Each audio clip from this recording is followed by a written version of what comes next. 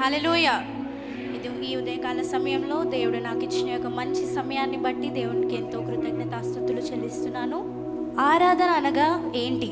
ఆరాధన అనగా స్తుతి. ఆరాధన అంటే ఏంటి? స్తుతి.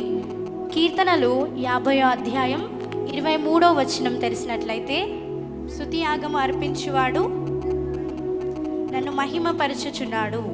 స్తుతి ఆరాధన, స్తుతి యాగం చేయువాడు నన్ను మహిమపరచుచున్నాడు. స్తుతి మనం ఎలా చేయాలి? యాగములా చేయాలి. స్తుతి చేయడం ద్వారా మన మనస్సుకు ఏం కలుగుతుంది? సమాధానం కలుగుతుంది. ఆరాధన చేసేటప్పుడు మనం సమాధానంతో చేయాలి. అసమాధానంగా ఉన్నా సరే అవన్నిటిని మర్చిపోయి ప్రభు సన్నిధిలో మనల్ని మనము తగ్గించుకొని, బయట ఎన్ని టెన్షన్స్ ఉన్నా, ఎన్ని ఆలోచనలు ఉన్నా అవన్నిటిని పక్కకు పెట్టుకొని, అవన్నిటిని వదిలేసి మనం ఎప్పుడైతే ఫుల్ ఫ్లెష్డ్గా అంటే సంపూర్ణంగా పూర్ణ మనస్సుతో ఎప్పుడైతే ప్రభు సన్నిధానంలో మనం మొరపెట్టుకుంటామో అప్పుడు మనకు మరియు మన కుటుంబానికి ఏం కలుగుతుంది? సమాధానం కలుగుతుంది. ఆరాధన అనగా మొదటి పాయింట్ ఏంటి? ఆరాధన అనగా స్తుతి. ఆరాధన చేయటం ద్వారా మన మనసుకి ఏం కలుగుతుంది? సమాధానం. అందరు ఆన్సర్ ఇవ్వాలి. ఆరాధన చేయటం ద్వారా మన మనసుకి ఏం కలుగుతుంది? సమాధానము. సమాధానం అంటే ఏంటి? పీస్. మన మనసుకి ఏం కలుగుతుంది? అదేవిధంగా మన హృదయం యేసయ్యతో కలుస్తుంది. అప్పుడు ఆరాధన మనము సమాధానముతో చేసినప్పుడు మన హృదయం ఎవరితో కనెక్ట్ అవుతుందంటే దేవునితో కనెక్ట్ అవుతుంది, యేసయ్యతో కనెక్ట్ అవుతుంది. ఈ లోక సంబంధంగా మనకి ఎంతమంది ఉన్నాం, అవసరం వచ్చినప్పుడు, మన బాధలో ఉన్నప్పుడు మనకు వినే ఒకరు కావాలి అని మనం ఎదురు చూస్తుంటాం. ఎంతమంది అట్లా ఆశిస్తారు? నా బాధలు వినాలి, ఒకరు వింటే బాగుండే, అరే నాకు ఇలా నా స్నేహితురాలు ఉంది, తను వినాలి, నా స్నేహితుడు ఉన్నాడు, తను వినాలి అనుకుంటాం. కానీ కొన్ని సమయాలలో వాళ్ళు మనకి అందుబాటుగా ఉండరు. అప్పుడు మనం ఎంతో నిరాశ చెందుతాం. అప్పుడు అలాంటి సమయంలో నిరాశ పడకుండా మనం ఒకటే ఆలోచించాలి. ఏంటంటే మనకంటూ ఎవరున్నారు? గట్టిగా చెప్పాలి. ఎవరున్నారు? అందరూ చెప్పాలి. ఎవరున్నారు మన కోసం? ఎవరు ఉన్నా లేకున్నా మనకి సమీపంగా, మన హృదయానికి సమీపంగా ఎవరుంటారు? అందరు అనుకుంటారు నాకు ఎవరు లేరు. మనల్ని, మన పై రూపాన్ని చూసి అందరూ మన దగ్గరకు వస్తారు. మన డబ్బు ఉంటేనే బంధువులు, మిత్రులు అందరూ వస్తారు. ఎక్స్పీరియన్స్ చేశారా?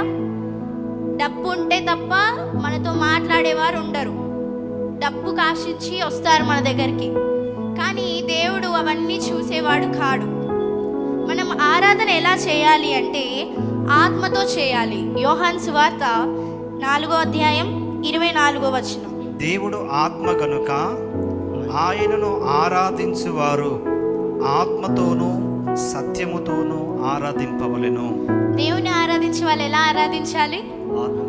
ఆత్మతోనూ సంపూర్ణంగా ఆయనను ఆరాధించాలంటే ఎక్కడెక్కడనో ఆలోచించొద్దు. మనం ఉదయం లేవగానే మన డైలీ రొటీన్ కూడా first thank God. We should thank God first. ఎందుకంటే ఈ లైఫ్ని మనకి ఇచ్చింది ఎవరు? ఈ లైఫ్ని మనం ఈరోజు ఈ క్షణం ఇక్కడ ఉన్నాము, మనం బ్రతికి ఉన్నామంటే ఇది మనకి మన తల్లిదండ్రుల వల్ల కాదు. దేవుడు మనకిస్తున్న కృప ద్వారానే మనం బ్రతికున్నామని అందరూ నమ్ముతున్నారా? ఇంతమంది నమ్ముతున్నారు. హల్లెలూయా. అలా మనం ఎలా ఆరాధించాలి అంటే ఆత్మతోనూ ఆరాధన చేయాలి. అదేవిధంగా సత్యముగా. దేవుడు మన జీవితంలో ఎన్నో కార్యాలని జరిగించాడు. ఎంతమంది అనారోగ్యానికి గురయ్యారు? అస్వస్థతకి, సిక్గా ఉన్నప్పుడు మన దగ్గరికి ఎవరు వస్తారు? మన పేరెంట్స్ వస్తారు, డాక్టర్ వస్తారు. ఓకే, వాళ్ళు వస్తారు, ట్రీట్మెంట్ చేస్తారు, ఓకే.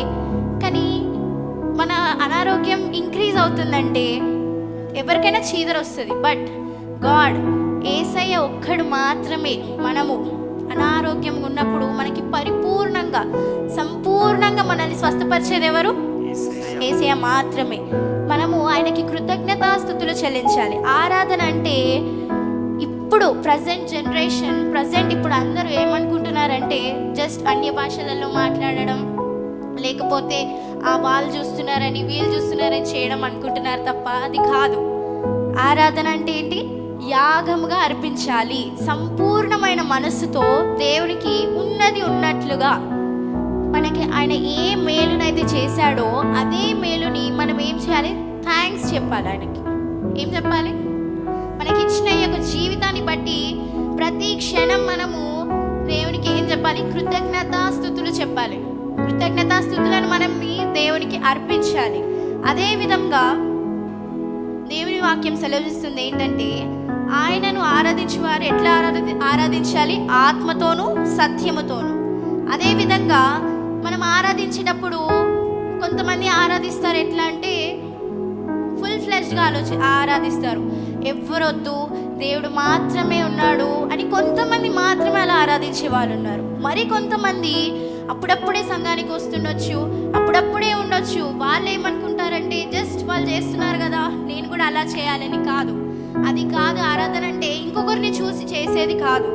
ఆరాధన అంటే నీ మనస్సుతోని నీకు దేవుడు ఎట్లా కనెక్ట్ అయ్యాడో అది చేయడం ఆరాధన. అదేవిధంగా 1 సమూయేలు 16వ అధ్యాయం 7వ వచనం.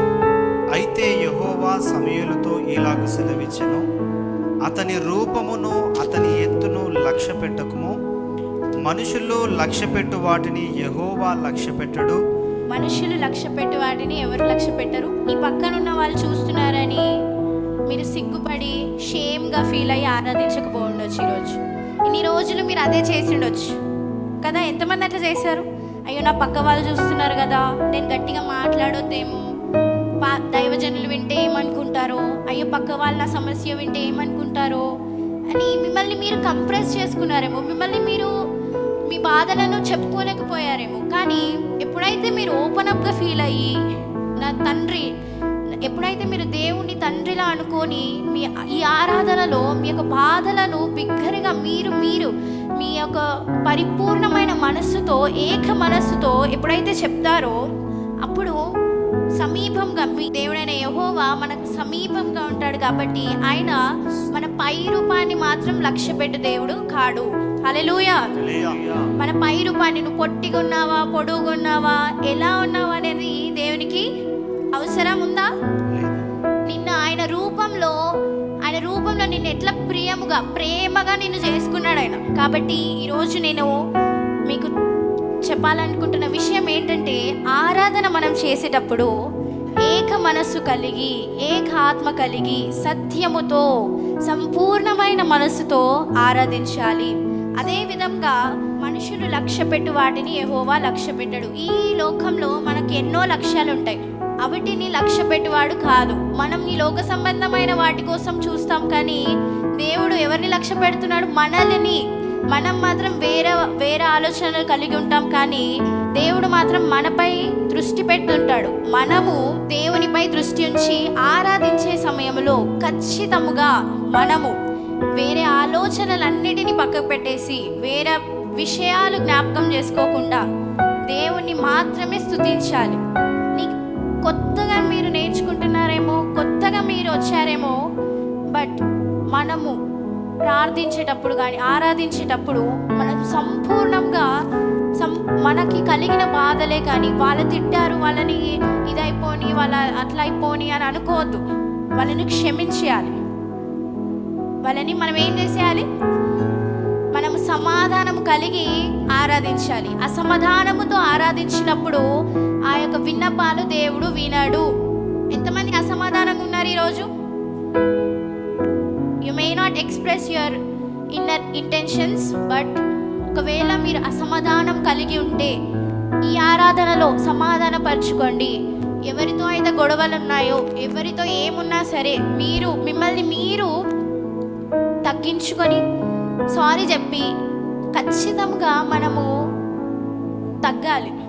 తగ్గి మనం ఏం చేయాలంటే మనం ఏం చేయాలంటే సారీ చెప్పుకోనైనా సరే, కానీ దేవునితో మనకు మంచి కనెక్షన్ ఉండాలి అంటే అందరినీ ఈక్వల్గా మనం ఏం చేయాలి? ప్రేమించాలి. కాబట్టి నేను మీకు చెప్పాల్సింది ఏం అని ఆశిస్తున్నానంటే, ఆరాధన మనం ఎలా చేయాలి? ఖచ్చితంగా నీతితో, నిజాయితీతో, సత్యముతో చేయాలి. ఎలా చేయాలి? సత్యముతో చేయాలి. సంపూర్ణమైన ఆత్మతో, సంపూర్ణమైన మనస్సుతో. మన మనసు ఎక్కడనో పెట్టి చేయొద్దు. ఖచ్చితంగా మనం ఎలా చేయాలంటే ఏక మనసు, ఏక ఆత్మ కలిగి చేయాలి. ఎవరిపైనో మనసు పెట్టి చేయొద్దు. మన బాడీ ఇక్కడ ఉంది కానీ మన మనసు అంతా ఎక్కడనో తిరగొద్దు. కాబట్టి మనం ఏం చేయాలి? ఖచ్చితంగా మన మైండ్ని ఫుల్ ఫ్లెష్డ్గా ఒక దగ్గర పెట్టాలి. ఆరాధించుట ద్వారా మన పరిస్థితులు అనేవి మారిపోతాయి. ఈరోజు నీకు అనారోగ్యమే ఉండొచ్చు, ఈరోజు నువ్వు చాలా పేదగా ఉండొచ్చు, ఉన్నత స్థితిలో ఉండొచ్చు, మంచి స్థితిలో ఉండొచ్చు. కాకపోతే ఎప్పుడైతే నువ్వు కృతజ్ఞతాస్తుతులు దేవునికి చెల్లిస్తావో, ఎప్పుడైతే ఆరాధన హృదయపూర్వకంగా చేస్తావో, నిన్ను దేవుడు అంచెలంచెలుగా దీవిస్తాడు. ఆమేన్. హల్లెలూయా.